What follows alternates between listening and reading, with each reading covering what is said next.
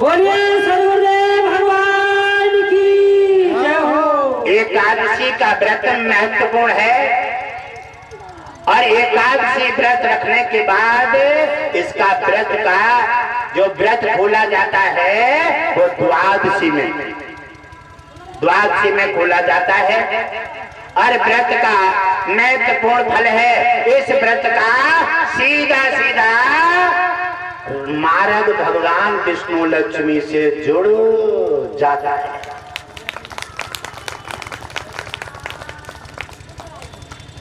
एक राजा ने व्रत रखा भगवान विष्णु का एकादशी का और बड़े मन और श्रद्धा के साथ वो व्रत करते थे।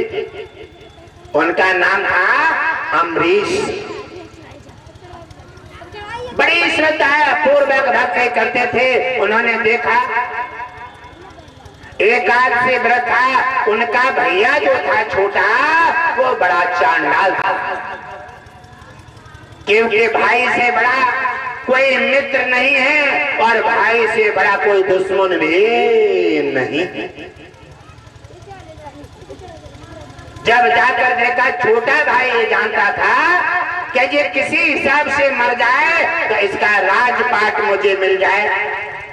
उसी प्रकार हमेशा अपने भाई के प्रति जहर उगलता रहता था और बार बार पासा डालता था, लेकिन कोई भी किसी प्रकार का पासा उसका कामयाब नहीं होता था, क्योंकि जिस पर भगवान विष्णु की कृपा पहुंच जाती है वहां तो कोई भी किसी प्रकार का कोई बाल बांका नहीं कर सकता।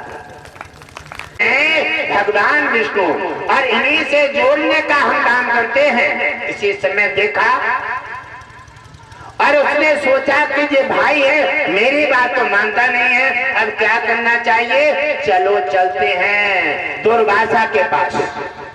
और क्रोधी ऋषि हैं और उनके पास जब पहुंचेंगे तब वो क्रोधी हैं, उनके बात नहीं मानेंगे, वो श्राप दे देंगे, उसका ये सफाया हो जाएगा और राजपाट मुझे मिल जाएगा। जाकर के दुर्वासा के पास पहुंचे, प्रणाम किया और कहा, मुनिराज हम तुम्हें एक शुभ सूचना देने आए हैं। कहने लगे बताइए क्या सूचना देने आए हो? कहने लगे एक हमारे भाई है जिसका नाम है राजा अम्बरीश, वो भगवान विष्णु का घंटा बजाता रहता है और उसके भक्ति उक्ति तो कुछ है नहीं, केवल पाखंड का घंटा बजाता है। और उसका थोड़ा जाकर के उसको सबर सिखा दीजिए और थोड़ा सा हमारे तरफ ध्यान दे दीजिए। दुर्वासा कहने लगे ठीक है, आज है, कल एकादशी थी, आज द्वादशी है और आज व्रत खुलेगा। आज मैं अपने शिष्यों को लेकर पहुंच जाता हूँ, आज उसके पाखंड का फंडा फोड़ूंगा और आज उसे दंड दे करके आज उसे सबर सिखा दूंगा। इसी प्रकार दुर्वासा अपने शिष्यों को लेकर के और भाग पहुंच जाते हैं और जाकर के उन्होंने देखा कि शिष्य जाकर पहुंचते हैं, उधर राजा अम्बरीश भोजन बन रहा है, ब्राह्मण बैठे हुए हैं, साधु पधारे हैं और बड़े आदर से उनके चरण पखार रहे हैं, पैर धो धो करके और उन्हें आसन पर बिठा रहे हैं। भोजन की तैयारी चल रही है। दुर्वासा कहने लगे बात जो कहा था यहाँ कुछ कुछ सही लग रही है।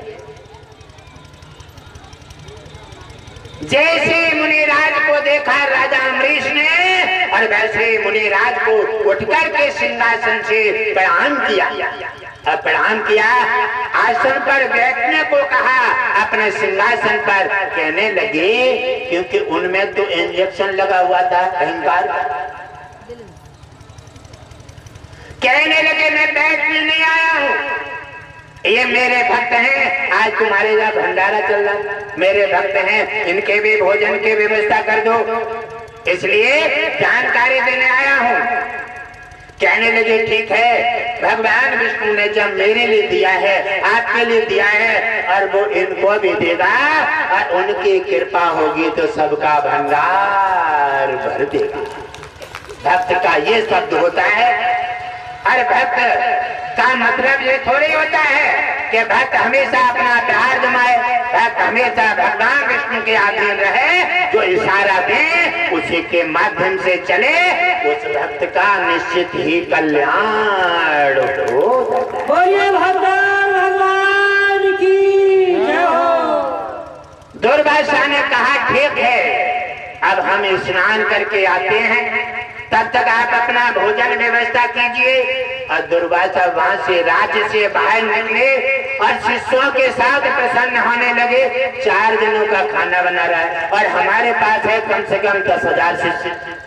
अब इनका भोजन कहाँ से खिलाएगा? और नहीं मिला भोजन तो मैं श्राप देकर के इनकी चटाई समेट दूंगा। भाई कहने लगा कि अब काम होने वाला है, चिंता मत करो, नजर बनाए रहो।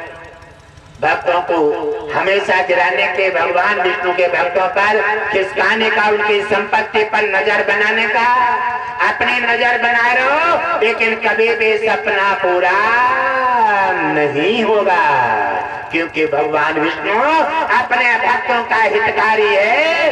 और कहते हैं जो भक्त मेरे को श्रद्धा भक्ति भाव के साथ साधु संत सनातन का मान सम्मान करते हैं, मैं उन भक्तों को अपना स्वामी बना देता हूँ और उनका सेवक बन करके उनका इतिहास में नाम जोड़ देता हूँ। ऐसे हैं मेरे भगवान विष्णु। जब जाकर देखा अब धीरे धीरे शाम हो जाती है और राजा इंतजार कर रहे हैं, क्या वे गुरुदेव स्नान करके नहीं आए? लेकिन गुरुदेव तो व्रत बिगाड़ने के चक्कर में है, भोजन पाने थोड़े आए। अरे कोई कोई ऐसे होते हैं जैसे कुछ सत्संग में सहायता देने वाले होते हैं और कुछ काट करने वाले होते हैं, ऐसे जगह जगह बने रहते हैं। और जब ज्यादा काट करते हैं तो फिर विष्णु जी के जान नजर पहुंच गई तो उनकी चटाई भी समेट के इकट्ठी कर देते हैं, ना यहाँ रहेंगे ना वहां, और भूत बन करके जगह जगह भटकते रहते हैं।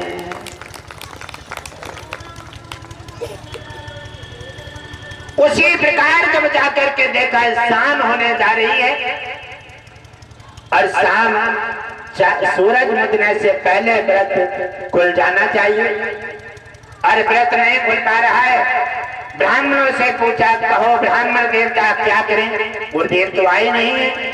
तो ब्राह्मणों ने कहा भगवान विष्णु के समक्ष थोड़ा जल रखिए और थोड़ा जलपान कर लीजिए, और गुरुदेव आ जाए तब खाना खाइए। उसी समय गुरुदेव की कृपा भी बनी रहेगी और तुम्हारा व्रत भी खराब नहीं होगा, क्योंकि सूर्य उदय के बाद व्रत खोला जाता है, वो व्रत नहीं रहता। उसी समय उन्होंने ब्राह्मण के कहने से जलपान कर लिया, और जलपान करके जैसे ही हटे तैसे दुर्वासा आ गए। और जैसे दुर्वासा ने देखा कि वाह, हम भूखे बैठे हैं, इंतजार कर रहे हैं, और गुरुदेव के होते हुए तुमने जलपान कर लिया, इसका मतलब है तुमने मेरा निरादर किया है। और जानते हो दुर्वासा का निरादर कितना भयंकर दंड है। उन्होंने कहा गुरुदेव मेरा मतलब ये नहीं है, मैं तो आपका सेवक हूँ और सेवक कभी निरादर नहीं कर सकता। हे गुरुदेव मुझे क्षमा कर दीजिए। कहने लगे नहीं, आज तेरी जिन्होंने बताया था वो हकीकत है। आज तुझे मैं दंड दे करके तेरा पाखंड हटाऊंगा। आज ब्रह्मा विष्णु महेश भी मेरे श्राप से बचा नहीं सकते। आज तेरी चटाई समेट के तेरा राजपाट और तुझे समाप्त कर दूंगा। दुर्वासा नाराज हो जाते हैं और दुर्वासा का क्रोध बढ़ता है और वैसे ही एक जटा का बाल निकालते हैं और जमीन पर पटकते हैं। जमीन पे पटका और एक राक्षसी पैदा हो जाती है। जब राक्षसी पैदा हो गई और कहा गुरुदेव आज्ञा दीजिए, हम आपके आज्ञा का पालन करेंगे। बताइए गुरुदेव क्या आज्ञा है? दुर्वासा ने आदेश दिया इसे राजा के लिए नष्ट कर दो और बोटे बोटे बनाकर चब करके और समाप्त करो, ये मेरा आदेश है।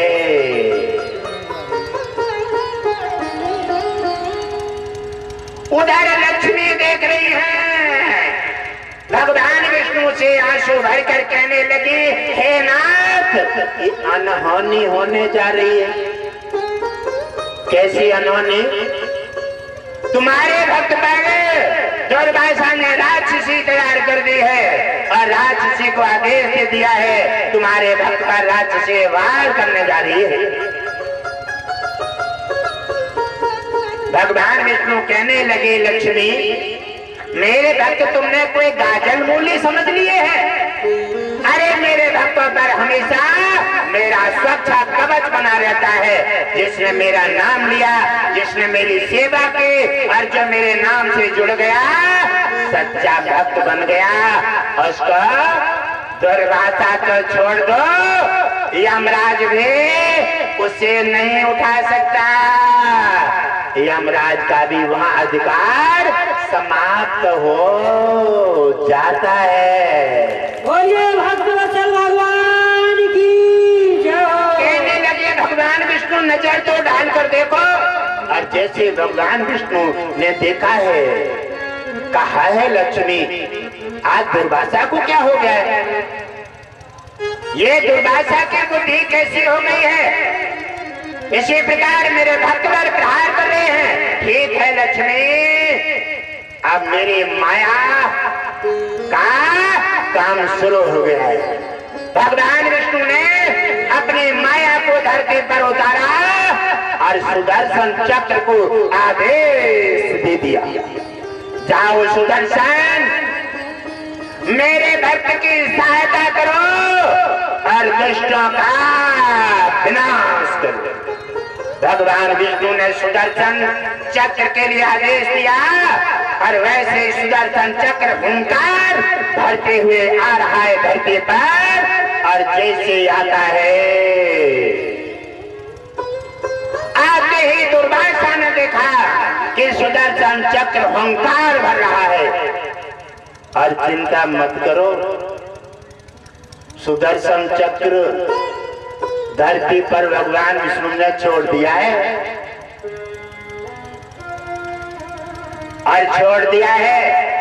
अरे गुरुदेव को आवश्यकता पड़ेगी तो सुदर्शन चक्र जिस दिन जिसने देख लिया हुंकार भरे, क्योंकि उससे राक्षसों के वध होते हैं, दुष्टाचारियों के वध होते हैं, जो अपने न्याय मर्यादा तोड़ देता है, साधु संत महापुरुष और सत्संगों में विवाद करने लगता है, उसी का सुदर्शन चक्रधर से काट करके सिर जमीन पर डाल करके डालने का काम कर देता है। जैसे सुदर्शन चक्र आता है और दुर्वासा ने हुंकार सुनी कि ये सुदर्शन चक्र की हुंकार है और दुर्वासा घबराने लगे। और जैसे चक्र आता है, चक्र ने राक्षसी को काट करके और बोटी बोटी फैला दिया और राक्षसी को मार करके सुदर्शन चक्र ने और दुर्वासा के पीछे लगा। दुर्वासा के पीछे हुंकार भर रहा है। सुदर्शन चक्र जिस दिन नाम सुनाए, और मैं चाहूंगा कि भगवान विष्णु के सत्संग का, धर्म का और भक्तों का विवाद विरोध मत करो।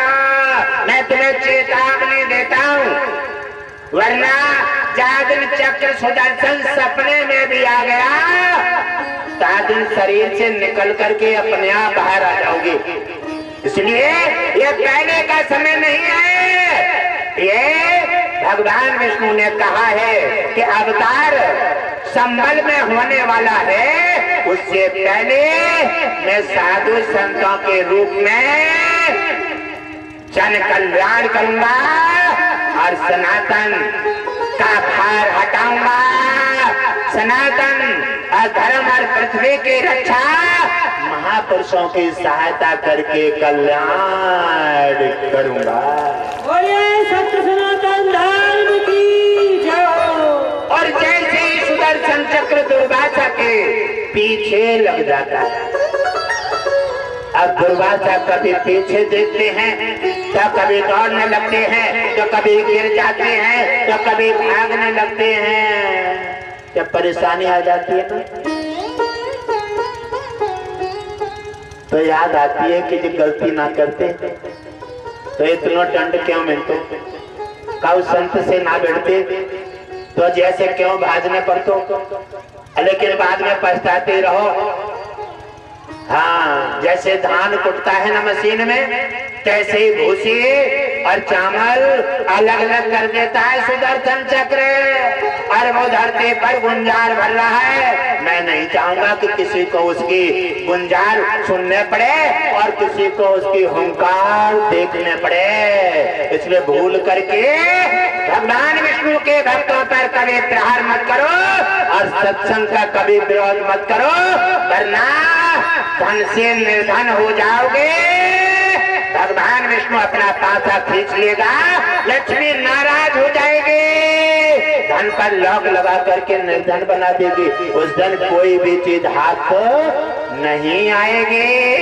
इसलिए मैं तुम्हें जगाना चाहता हूँ, अगर है तो दान पुण्य सेवा और एकादशी व्रत रखो, शांति भी मिलेगी और भगवान विष्णु की कृपा और लक्ष्मी का धन भी मिलेगा।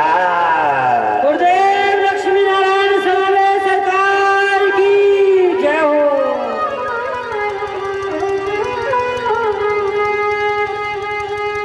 देखते हैं दौड़ते दौड़ते, अब दुर्वासा सोच रहे हैं मैं किनके घर में घुस जाऊं, कोई मुझे बचा ले।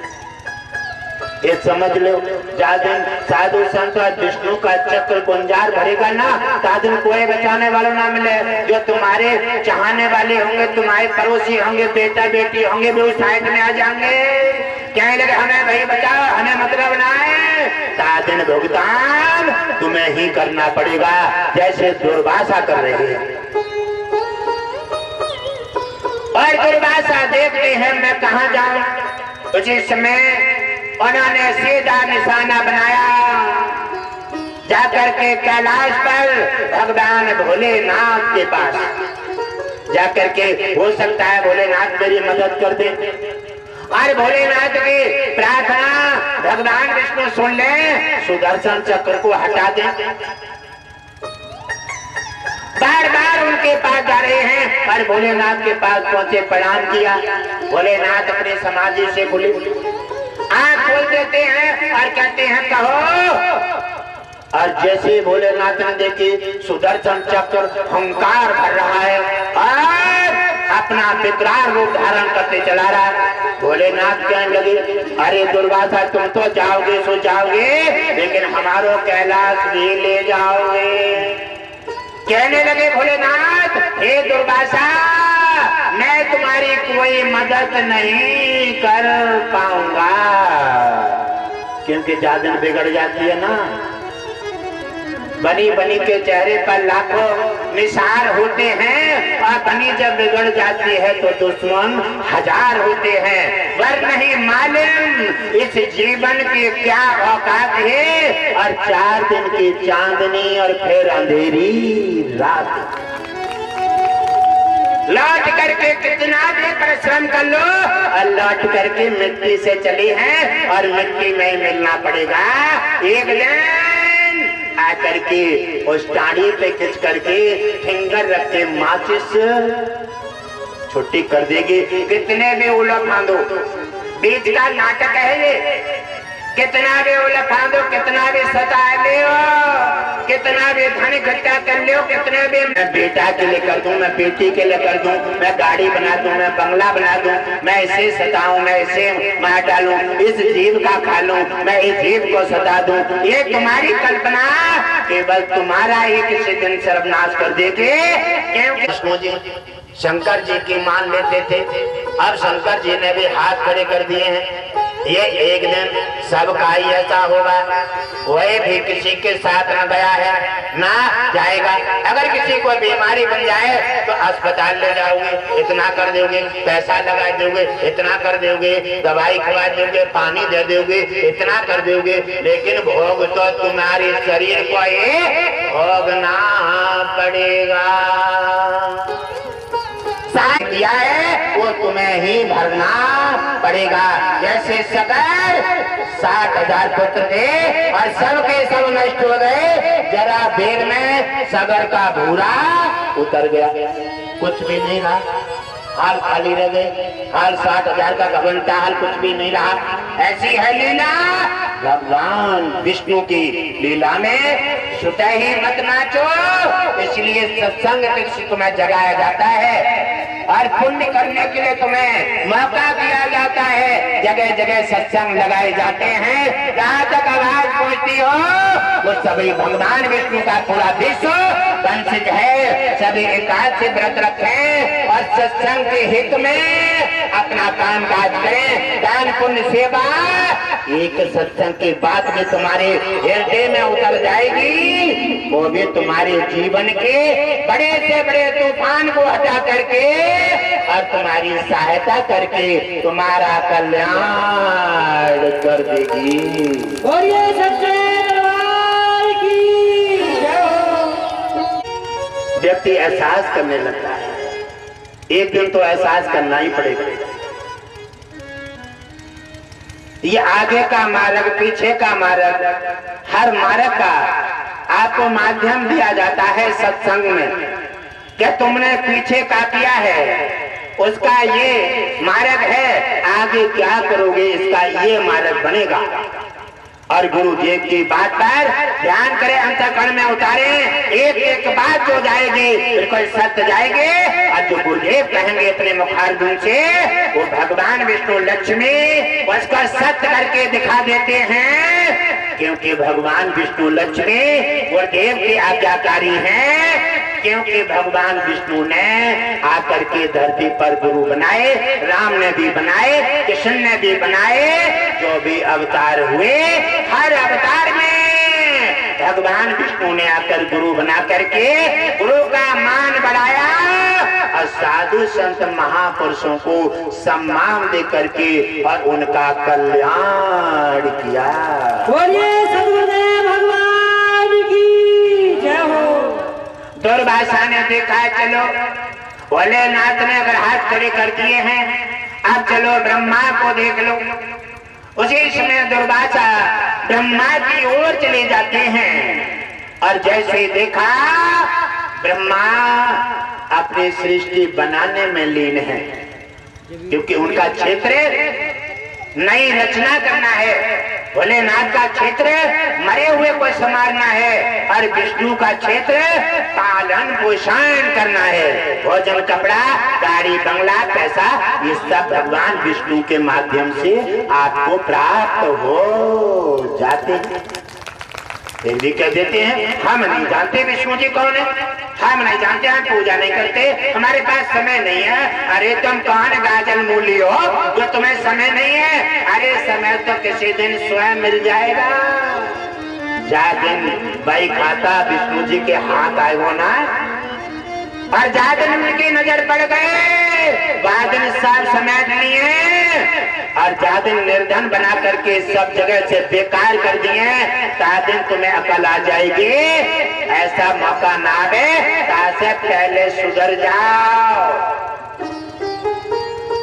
भगवान विष्णु और लक्ष्मी के अलावा ना तुम्हारा दुनिया में कोई है और ना होगा। हम तुम्हें जगाने का काम करते हैं, भगवान विष्णु से जोड़ने का काम करते हैं, और माता लक्ष्मी का धन आपको मार्ग बताने का कार्य कर रहे हैं। आपकी समझ में ना आए? आपको प्रचार चल रहा है, टेंट लगा दिया, साउंड लगाए हैं आपको, अगर फिर भी इतनी बात पर भी तुम्हारा अगर भेजा नहीं खुल रहा है तो मुझे लगता है कि कुछ बाकी है, बाकी। और बाकी होती है वो व्यक्ति धर्म से विमुख हो जाता है, वो गुरु के विरुद्ध में आ जाता है और दान पुण्य छोड़ देता है, समझ लो उसके बाकी है। और बाकी जल्दी पूरे खाने वाली है। क्यों भगवान विष्णु मलबा इकट्ठा नहीं करते हैं? अब उन्होंने तत्काल तुर्तदान और महाकल्याण, अब देर नहीं लगाते हैं। भगवान विष्णु धरती पर मलबा हटाने के लिए आ गए हैं और साधु संतों का मान बढ़ाने के लिए भगवान विष्णु लक्ष्मी धरती पर पधारे हैं, सभी देवताओं के साथ जन कल्याण कर रहे। अब वो भी आपको नहीं दिखते तो मैं क्या करूं? आपको क्या दिखता है? पैसा। आपको क्या दिखता है? काम। आपको दिखता है छल। आपको दिखता है धोखा। आपको दिखता है छल कपट। आपको दिखती है दलाली। आपको दिखता है मुर्गा बकरा। तो फिर मैं क्या करूं? आपने अपना रास्ता उल्टा बना लिया है, इसलिए कुछ बाकी है, बाकी। और मैं चाहता हूं कि बाकी की शिकार मत बनो, गंदी हो गई है वो भूल जाओ और भगवान विष्णु के शरण में पहुंच जाओ, आ जाओ। तुम्हारा भगवान विष्णु दयालु हैं, तुम्हारी गलती छोड़ करके और अपनी कृपा दृष्टि से तुम्हारा कल्याण कर देंगे। गुरुदेव विष्णु लक्ष्मी समावेश सरकार की जय हो।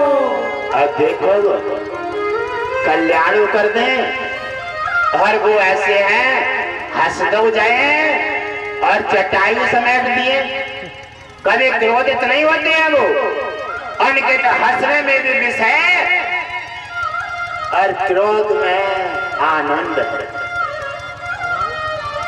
ब्रह्मा के पास पहुंचे, ब्रह्मा ने देखा चक्र हुंकार भरते चला रहा है। ब्रह्मा ने कहा ये क्या आफत आ रही है? विष्णु जी के चक्र की हुंकार है, अरे मेरे को क्यों संकट में डाला है? कहने लगे हे दुर्वासा, मैं तुम्हारी कोई मदद नहीं करूंगा। संकट के समय आ जाते हैं, कष्ट आता है तो कोई तुम्हारा नहीं होता है। तुम भले ही किसी को अपना बनाते रहो, कायों के पीछे कितना भी कुछ करो, छल करो, धोखा करो, गद्दारी करो, दलाली करो, कितना भी धन इकट्ठा करके किसी को दे दो, साधन तुम्हारी बिगड़ेगी, साधन तुम्हारा बिल्कुल समझने वाला होगा वो काम आएगा, वरना सभी हाथ उठा देंगे। देखो भोलेनाथ ने हाथ खड़े कर दिए दुर्वासा के प्रति, ब्रह्मा ने भी हाथ उठा दिए, हम तुम्हारी कोई मदद ना करेंगे। कहने लगे अब तो कोई ठिकाना ही ना, पर छोटा गुरु सुदर्शन चक्र के टक्कर रोक ना पाए। अब क्या करें? अब तो हरि विष्णु के पास जाना पड़ेगा। जिनका सुदर्शन है उन्हीं के पास ये मस्तक फेंकना पड़ेगा, क्योंकि भगवान विष्णु अपना अगर उनका मान हो अपमान हो वो बर्दाश्त कर लेते हैं। मोर बचन पर सकता फेंका, भक्त बचन पत्थर की लेखा, अपना मान टले तो टल जाए, भक्तों का मान न टलते देखा। इतिहास है, भगवान विष्णु ने कभी भी अपने भक्तों से मुख नहीं मोड़ा और जो भक्त बन गए सर्वस्व अर्पण कर दिया। इतिहास है प्रहलाद का, इतिहास है राजा बलि का। ये राज राक्षस वंश से थे, लेकिन फिर भी भगवान विष्णु को इन्होंने अपनी प्रार्थना सेवा अच्छे बनने से इतने करीब पहुंच गए कि भगवान विष्णु लक्ष्मी हमेशा 24 घंटे इन पर अपनी कृपा बरसाते रहते। आप क्या चाहते हो? काम कुछ करना ना पड़े, सत्संग जाना ना पड़े, दान करने ना पड़े, और मुझे इतना बड़ा आदमी बना के, और जब भी जरूरत पड़े तो भगवान विष्णु के दर्शन भी हो जाए। ऐसा कैसे हुआ? हो जाएगा कभी? नहीं हो सकता। क्यों? भगवान विष्णु काय के वश में है? भाव के वश में। भाव का भूखा हूं मैं और भाव एक सार है, भाव का भूखा हूं मैं और भाव एक सार है, भाव से भजता मुझे उसका भव से बेड़ा पार है, भाव बिन मुझको पुकारे।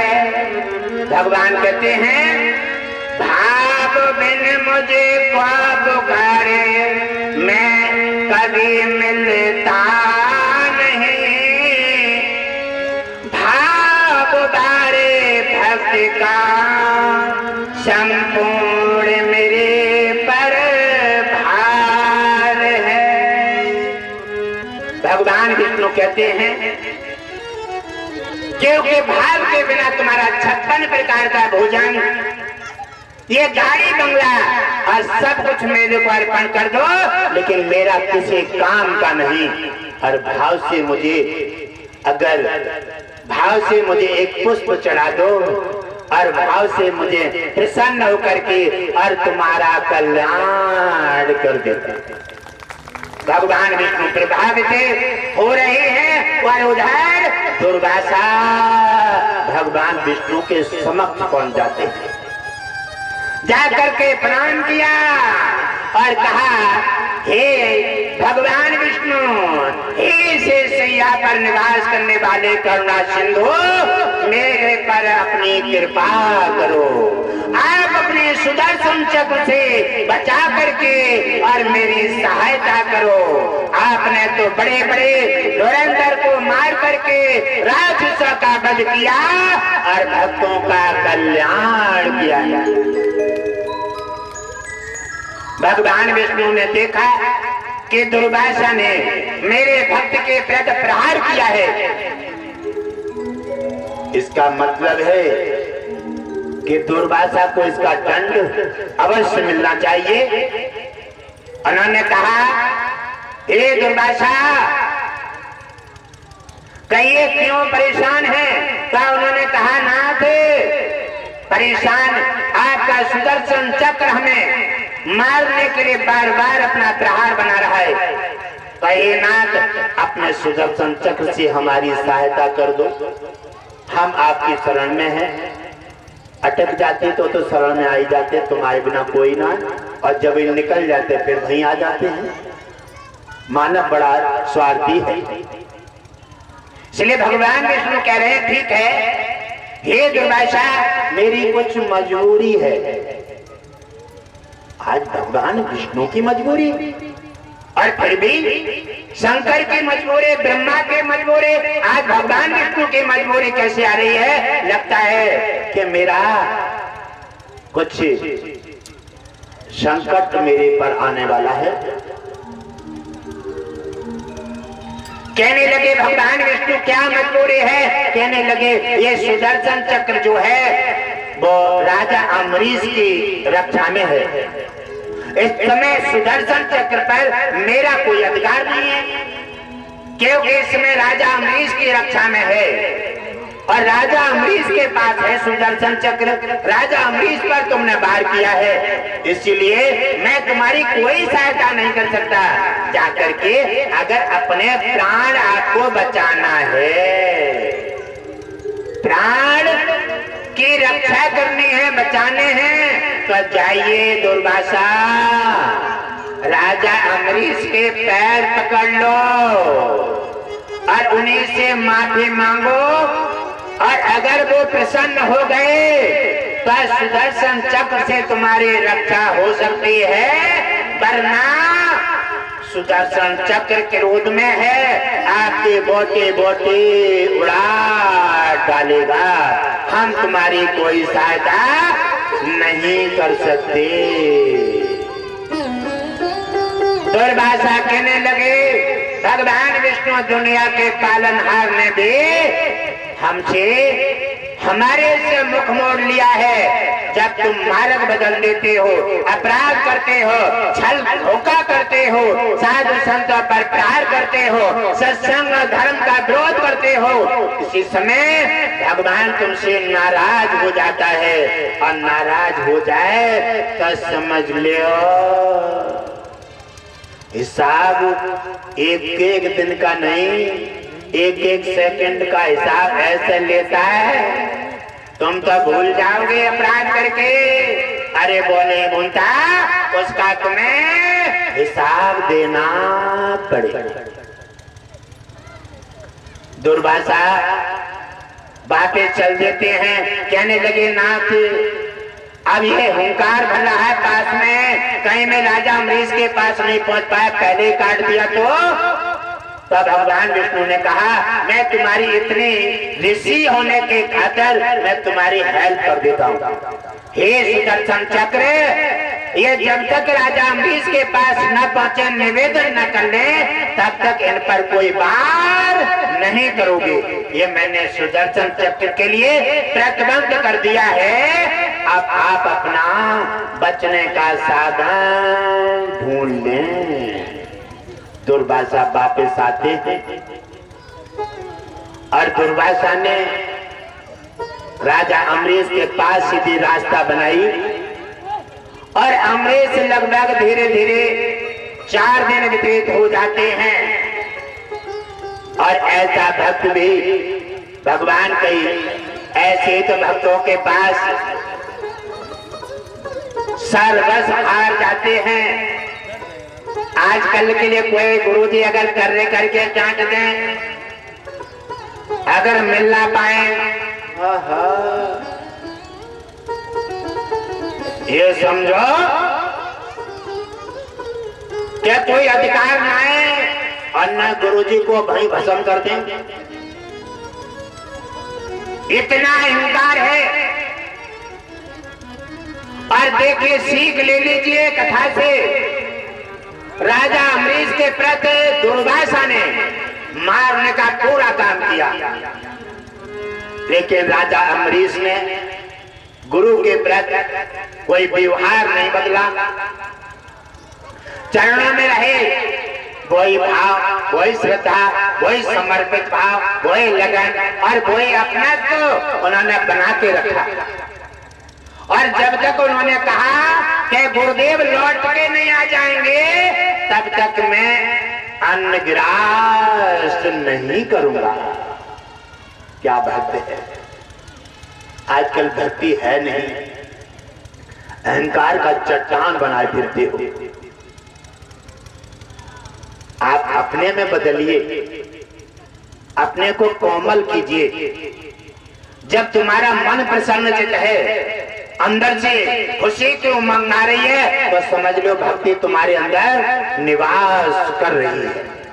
तुम्हारे अंदर क्रोध और तुम्हारे अंदर नाना प्रकार के वासनाएं उत्पन्न हो रही हैं, तो समझ लो भक्ति का नाश हो रहा है। ये पैगाम है। उसी समय उन्होंने देखा कि दुर्वासा ने, और जाकर के जब उनके पास पहुंच जाते हैं, और उधर राजा अम्बरीश 4 दिन हो गए, ना खाना खाया ना पानी पिया,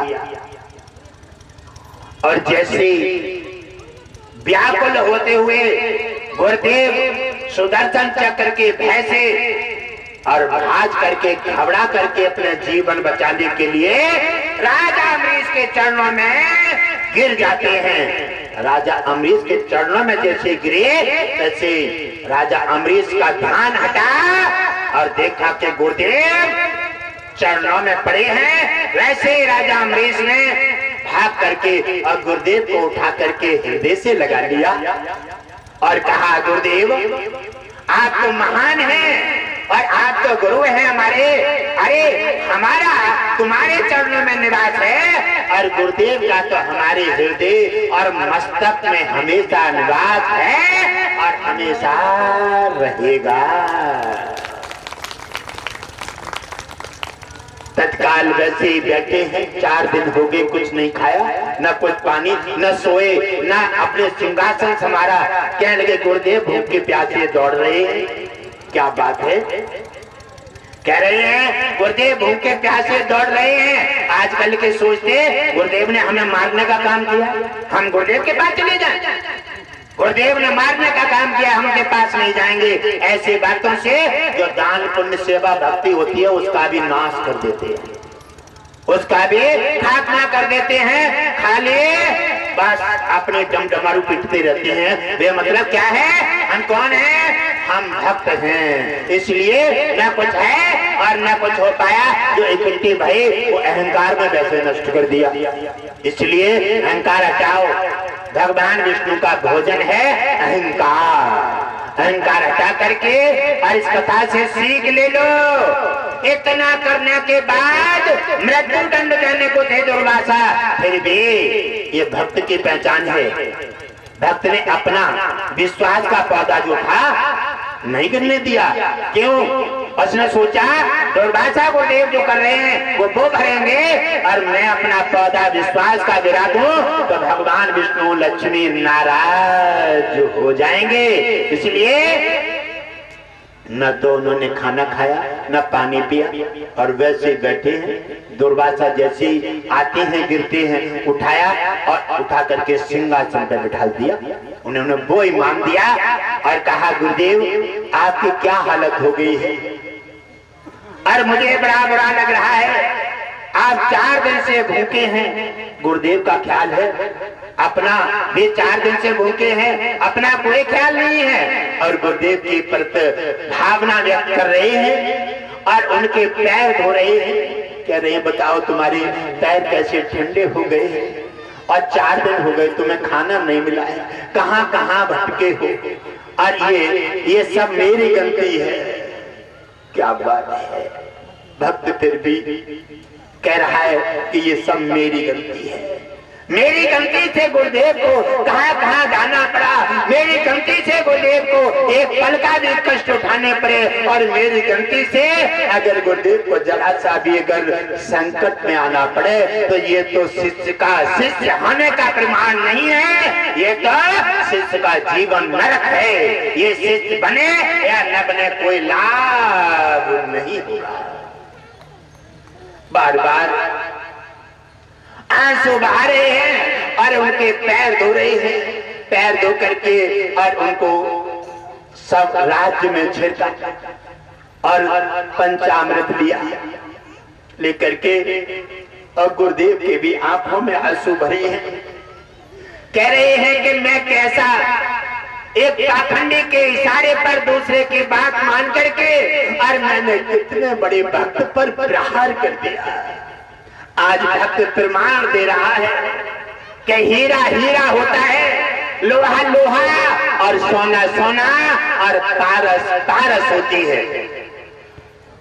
पारस लोहे से लगती है, सोना बना देती है, लेकिन सोने से लगने के बाद स्वयं लोहा नहीं बनती। गुरु एक पारस है। हमेशा जो गुरु के माध्यम और मार्ग को समझ लेता है वो बिना परिश्रम के भव सागर कर जाता है और इतिहास में नाम ला करके हमेशा भगवान विष्णु के शरण में दाखिल हो जाता है। बोलिए सद्गुरुदेव भगवान की जय हो। और उसी समय राजा की आंखों के आंसू नहीं रुक रहे हैं और कह रहे हैं, गुरुदेव मैं कितना पापी और अपराधी हूँ, मैंने आपको कितना परेशान किया है। गुरुदेव शर्मिंदा हो गए किसी दुष्टाचारी के बहकाने से और मैंने कितने अच्छे भक्त पर प्रहार किया और वो कितना बड़ा भक्त है आस्थावान, 4 दिन से इसने पानी नहीं पिया है और देखो इसकी पहुंच तो देखो कहां तक है, पहुंच देखो कहां तक है। शंकर जी ने मेरी कोई सहायता नहीं की, ब्रह्मा ने मेरी कोई सहायता नहीं की, और भगवान विष्णु ने भी मेरी कोई सहायता नहीं की। इसका मतलब है इसकी जड़ें, इसका तप और इसकी श्रद्धा और इसका प्रकोप सभी देवताओं पर छा गया है। इसकी अच्छाई ने सभी को अपने बस में कर लिया, इसलिए किसी ने सहायता नहीं की मेरी। आज लौट करके भगवान विष्णु ने मेरा अहंकार गिरा दिया है। भक्तों के जो भक्त मेरे चरणों में आता था, आज भक्त के चरणों में मुझे गिरा करके जो मेरा अहंकार हटाया है, और अहंकार से हटा करके भगवान विष्णु ने मुझे बचाने का काम किया है, बर्बादी से बचाने का काम किया है, और मुझे फिर से साधु बनने का अवसर दे दिया। आज तो कोई बात हो जाती है, अच्छाई नहीं निकालते, हमेशा अपनी बुराई गुरुदेव पर लगा देते हो। और वो भक्त ने भले ही गुरुदेव की गलती थी तो उसने अपने ऊपर लेकर के और गुरुदेव को हमेशा उनकी परेशानी को व्यक्त कर रहे हैं और कह रहे हैं हे गुरुदेव अगर हो सके, क्योंकि शिष्य की गलती कभी भी माफ नहीं होती।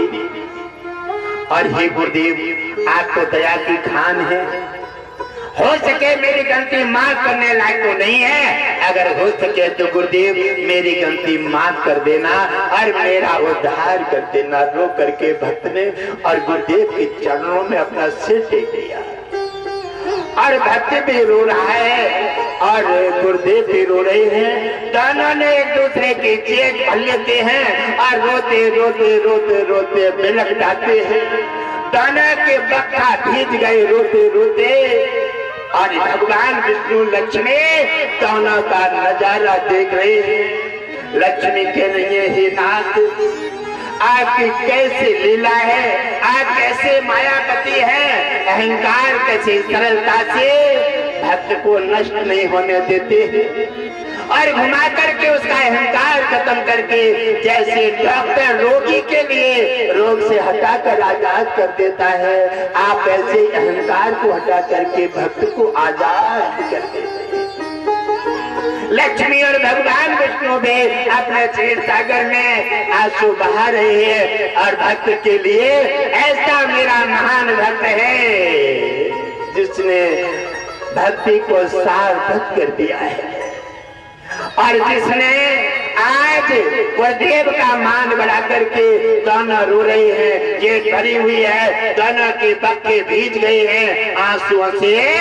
और भगवान विष्णु लक्ष्मी देखते हैं और वहां पर नहीं ठहर पाए और दोनों का मिलाप देखते हैं। लक्ष्मी और भगवान विष्णु दाखिल हो जाते हैं। लक्ष्मी नारायण भगवान की जय हो। अरे तुम भक्त बन के तो देखो, अरे वो तो इतना दयालु है तुम्हारे सामने पर नाचेगा और नारी बना, अरे मछली रूप धारण किया क्या नहीं बनाए, लेकिन तुम्हारी बुद्धि में फिर भी नहीं कुछ आता है। और तो इतना दयालु है, आप एक कदम बढ़ोगे वो 100 कदम बढ़ करके तुम्हारा कल्याण कर देगा।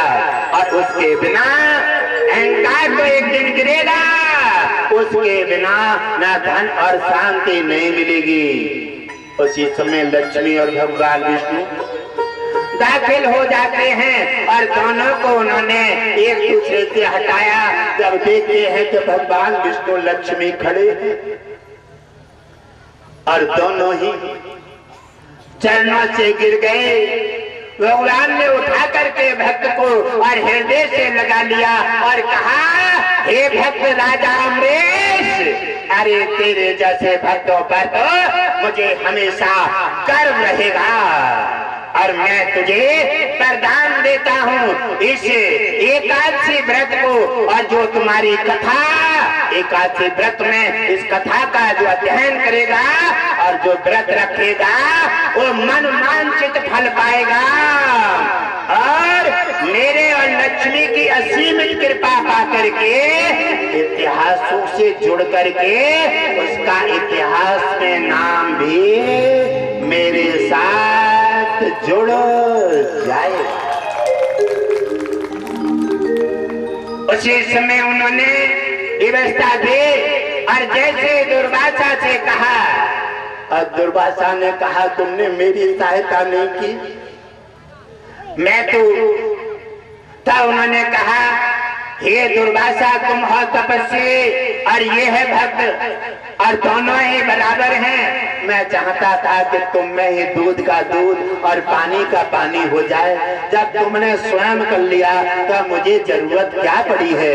आप दोनों मेरे भक्त प्रिय हैं, दोनों ही मेरे हृदय में निवास करते हैं। एक के अंदर किसी की बात सुनने से अगर अहंकार का जन्म हो गया तो मुझे अहंकार हटाना भी तो मेरा काम है। हे दुर्वासा,